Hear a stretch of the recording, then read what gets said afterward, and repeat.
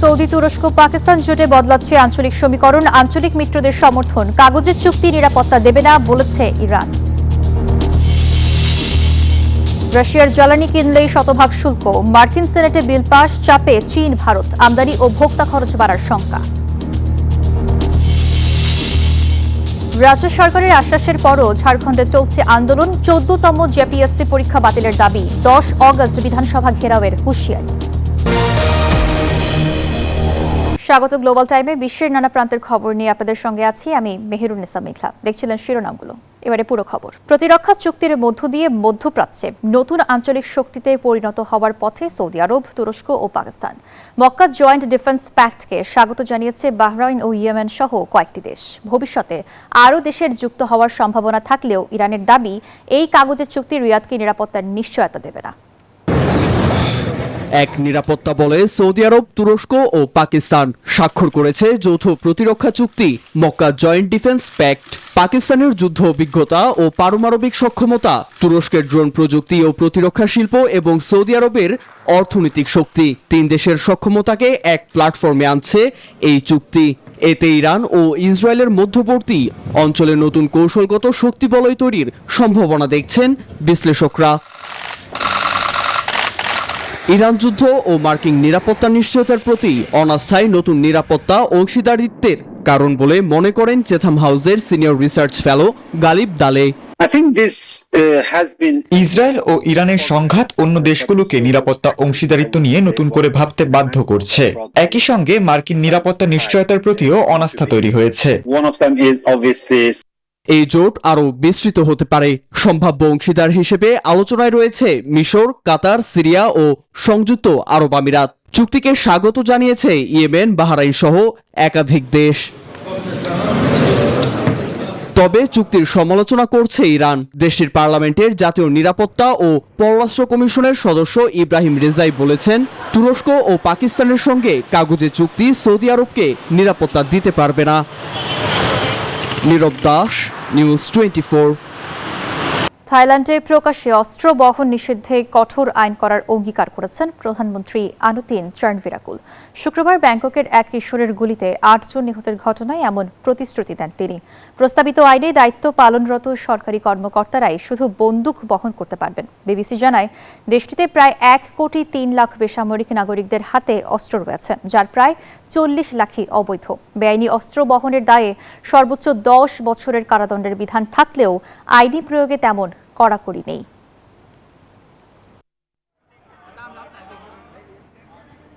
Russia থেকে জ্বালানি আমদানি করা দেশগুলোর ওপর 100% শুল্ক বসাচ্ছে যুক্তরাষ্ট্র। এরই মধ্যে এ সংক্রান্ত একটি বিল 86-11 ভোটে মার্কিন সেনেটে পাশ হয়েছে। ফলে চীন ও ভারতের মতো বড় আমদানিকারক দেশগুলো পড়বে সরাসরি চাপের মুখে। তবে বিলটি আইনে পরিণত হলে মার্কিন আমদানিকারক ও ভোক্তাদের খরচও বাড়বে বলে আশঙ্কা আইন প্রণেতাদের।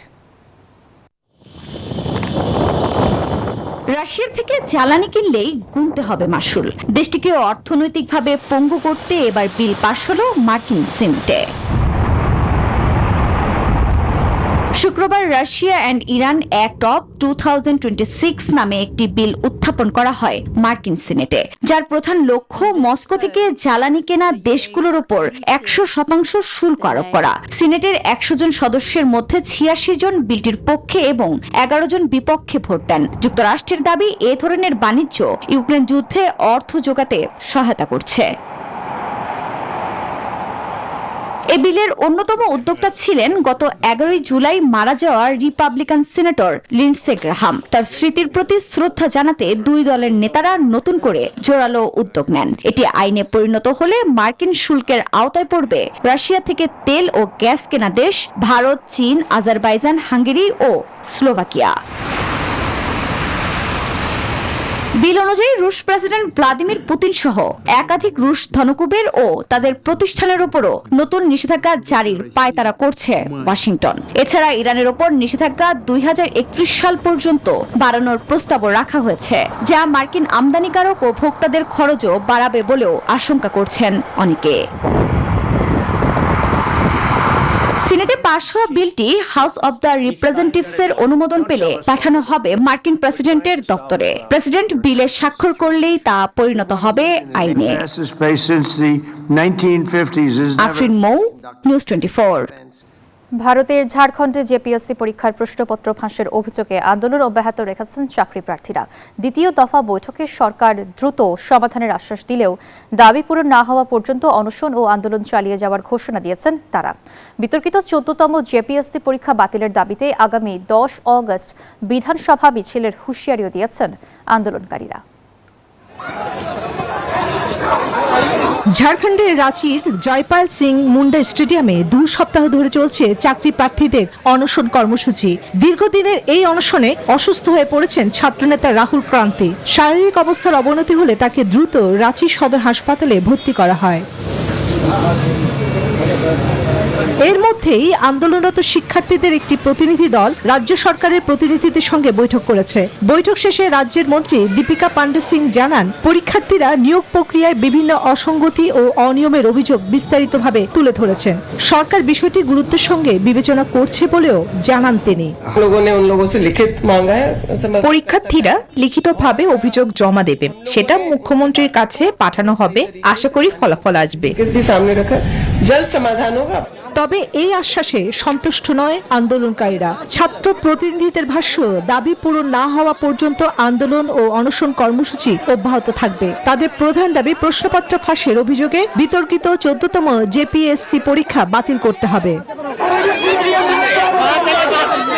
এর আগে প্রথম দফার আলোচনায় কোনো সমাধান না হওয়ায় নতুন করে এই বৈঠকের আয়োজন করা হয়। এদিকে ছাত্রনেতা দেবেন্দ্রনাথ মহতো সহ কয়েকজন আন্দোলনকারী এখনও অনশন চালিয়ে যাচ্ছেন।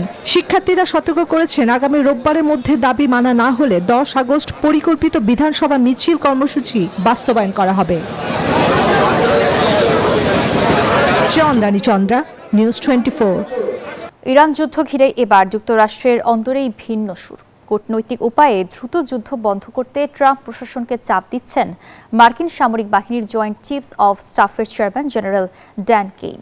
তিনি সতর্ক করে বলেছেন, এই সংঘাত আরও দীর্ঘায়িত হলে যুক্তরাষ্ট্রেরই ক্ষতির পাল্লা ভারী হবে।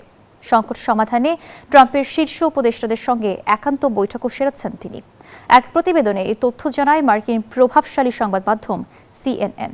6 মাস ধরে চলা ইরান যুদ্ধে এখনো মেলেনি চূড়ান্ত সমাধান, বরং সময় গড়ানোর সঙ্গে বাড়ছে সংঘাতের ঝুঁকি। এর মধ্যেই কমতে শুরু করেছে যুক্তরাষ্ট্রের গুরুত্বপূর্ণ যুদ্ধাস্ত্রের মজুদ। এ অবস্থায় যুদ্ধ নিয়ে ট্রাম্প প্রশাসনকে সতর্ক করলেন মার্কিন সামরিক বাহিনীর শীর্ষ কর্মকর্তা জেনারেল ড্যান কেইন। তার দাবি, সংঘাত আরও বাড়লে পরিস্থিতি যুক্তরাষ্ট্রের নিয়ন্ত্রণের বাইরে চলে যাওয়ার আশঙ্কা রয়েছে। ট্রাম্পের শীর্ষ উপদেষ্টা সিআইএ পরিচালক জন র্যাটক্লিফ, পররাষ্ট্রমন্ত্রী মার্কো রুবিও এবং ভাইস প্রেসিডেন্ট জেডি ভ্যান্সের সঙ্গে একান্ত বৈঠকে যুদ্ধ থেকে বেরিয়ে আসার সম্ভাব্য পথ নিয়েও আলোচনা করেছেন কেইন। বিষয়টি সম্পর্কে অবগত 3টি সূত্রের বরাতে এ তথ্য জানায় মার্কিন প্রভাবশালী সংবাদ মাধ্যম CNN। তবে সরাসরি ট্রাম্পকে যুদ্ধ বন্ধের পরামর্শ দেওয়ার ক্ষেত্রে বেশ সতর্ক কেইন, কারণ প্রেসিডেন্ট এখনো সামরিক চাপের মাধ্যমে ইরানকে চুক্তিতে আনতে চান। কিন্তু মার্কিন শীর্ষ সামরিক কর্মকর্তাদের একটি অংশ মনে করছেন, শুধু বিমান হামলা চালিয়ে সেই লক্ষ্য অর্জন করা কঠিন। এর মধ্যেই ইরানে আরও একটি হামলার পরিকল্পনা নিয়েও সন্দেহ তৈরি হয়েছে মার্কিন প্রশাসনের ভেতরে। যুদ্ধের শুরু থেকেই যুক্তরাষ্ট্রের চাপের কাছে নতি স্বীকার না করে দাঁত ভাঙা জবাব দিচ্ছে পেজিশকিয়ান প্রশাসন। শঙ্কা রয়েছে, ইরানের জ্বালানি অবকাঠামোতে হামলা চালালে পাল্টা উপসাগরীয় দেশগুলোর জ্বালানি স্থাপনায় আক্রমণ করবে তেহরান। এতে যুদ্ধ আরো ছড়িয়ে পড়ার ঝুঁকিও উড়িয়ে দিচ্ছে না কর্মকর্তারা। এ অবস্থায় কূটনৈতিক প্রচেষ্টাকে যুদ্ধ বন্ধের একমাত্র পথ বলছেন ড্যান কেইন। আফরিন মৌ, নিউজ 24। পশ্চিমা শত্রুদের বিরুদ্ধে মুসলিম দেশগুলোকে ঐক্যবদ্ধ হওয়ার আহ্বান জানিয়েছে ইরান। শুক্রবার পারস্য উপসাগরীয় দেশগুলোকে নিজেদের সক্ষমতার উপর নির্ভর করার আহ্বান জানান দেশটির পররাষ্ট্রমন্ত্রী আব্বাস আরাকচি। এদিন প্রেসিডেন্ট মাসুদ পেজেশকিয়ান দাবি করেন, সামরিক চাপ দিয়ে তেহরানকে দুর্বল বা অস্থিতিশীল করার প্রতিপক্ষের চেষ্টা ব্যর্থ হয়েছে। এরই মধ্যে হরমুজ প্রণালীতে নিয়ন্ত্রণ আরও কঠোর করতে ইরানের পার্লামেন্টে একটি বিল নিয়ে আলোচনা চলছে। আর এই ছিল গ্লোবাল টাইমের আয়োজনে সঙ্গে থাকার জন্য ধন্যবাদ।